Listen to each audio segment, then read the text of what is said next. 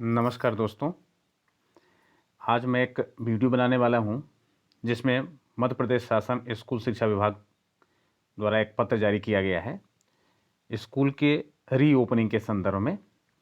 तो school reopening के लिए स्टैंडर्ड ऑपरेटिंग प्रोसीजर दिया गया है।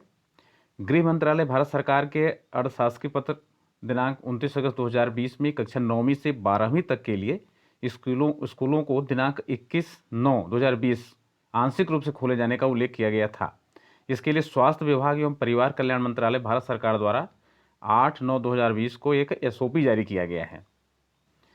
उसके आधार पर कुछ बातें इन्होंने बताई हैं, तो उसको आप देखेंगे कि बहुत सारे इसमें नियम कानून है। लॉकडाउन के बाद में 9वीं से 12वीं तक के लिए स्कूल खोलने का सरकार मन बना रही है, उसके लिए एक एसओपी जारी की है। क्या क्या करना पड़ेगा इसमें? स्कूल को छोड़ते समय और अपने खाली समय में विद्यार्थी इकट्ठा न हो, यह सुनिश्चित करने के लिए जागरूकता पैदा की जाए। कोविड संबंधी उचित व्यवहार के बारे में जागरूकता पैदा करने के लिए विद्यार्थियों, माता पिता, शिक्षकों और कर्मचारियों को ऊपर दिए गए सामान्य उपायों पर सैनिटाइज करें। यदि कोई छात्र, शिक्षक या कर्मचारी बीमार है तो उन्हें स्कूल नहीं आना चाहिए और इस संबंध में आवश्यक प्रोटोकॉल का पालन करना चाहिए। तो इसमें बहुत सारी बातें दी गई हैं, आप इसको देख भी सकते हैं। छात्र, शिक्षक, कर्मचारी द्वारा बुखार, खांसी, सांस लेने में कठिनाई के मामले में एसओपी का पालन किया जाना है। इसके अलावा कक्षा 9वीं से 12वीं कक्षा के विद्यार्थियों को स्वैच्छिक आधार पर, यहाँ आप ध्यान देंगे कि इसमें स्वेच्छा एक आधार बनाया गया है। एक कंसेंट लेटर, एक सहमति पत्र अभिभावकों से लिया जाएगा, बच्चों के माता पिता से लिया जाएगा। उसी आधार पर बच्चे स्कूल में जा सकेंगे। तो उसके लिए कुछ और बातें दी गई हैं। भारत सरकार द्वारा गतिविधियों की चरणवार अनलॉकिंग की जा रही है। इसी संदर्भ में स्वैच्छिक आधार पर कक्षा 9वीं से 12वीं के विद्यार्थियों के लिए अपने शिक्षकों से मार्गदर्शन प्राप्त करने हेतु स्कूलों में गतिविधियों को आंशिक रूप से पुनः प्रारंभ करने की अनुमति 21 सितंबर 2020 से दी जाएगी। तो ये आप देख रहे हैं। कुछ बातें और बताया है कि सामान्य बचाव के उपायों में ऐसे सरल सार्वजनिक स्वास्थ्य उपाय शामिल हैं जिनका कोविड-19 की जोखिम को कम करने के लिए पालन किया जाना है। इन उपायों का पालन सभी शिक्षकों, कर्मचारियों और विद्यार्थियों द्वारा विद्यालय में और सभी स्थानों पर हर समय किया जाना चाहिए। इसमें शामिल है जहाँ तक संभव हो कम से कम 6 फीट की शारीरिक दूरी, फिजिकल डिस्टेंसिंग का पालन किया जाना चाहिए। फेस कवर, मास्क का उपयोग अनिवार्यतः किया जाए। हाथ गंदे दिखाई न भी दें तब भी साबुन से बार बार हाथों को कम से कम 40 से 60 सेकंड के लिए धोना।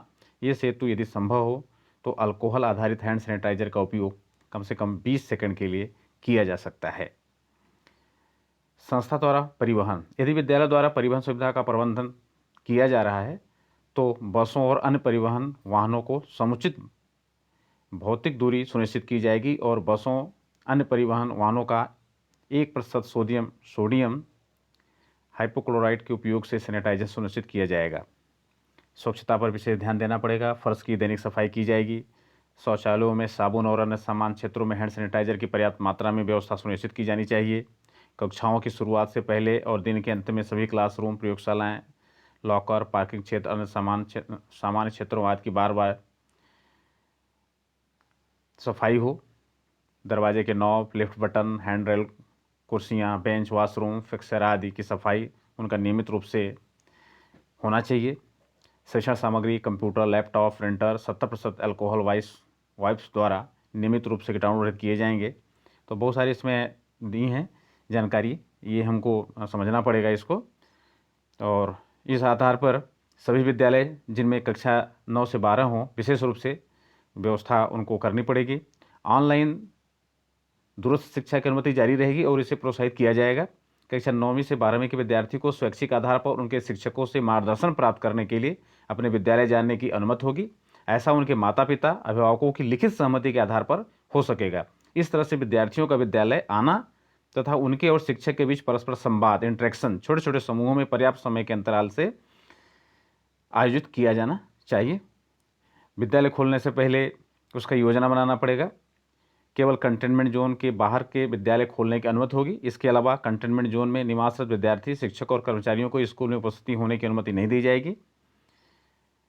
तो इस आदेश को ये आदेश प्राप्त हुआ है, तो इस आदेश को पढ़ करके मैं एक वीडियो बना दे रहा हूँ ताकि आप सब इससे अवगत हो जाएंगे, समझ जाएंगे कि विद्यालय जो खुलने वाला है उसके लिए हमको क्या तैयारी रखनी पड़ेगी, विद्यालय वालों के लिए क्या तैयारी रखनी पड़ेगी, और जो बच्चे स्कूल जाएंगे उनके लिए क्या करना पड़ेगा।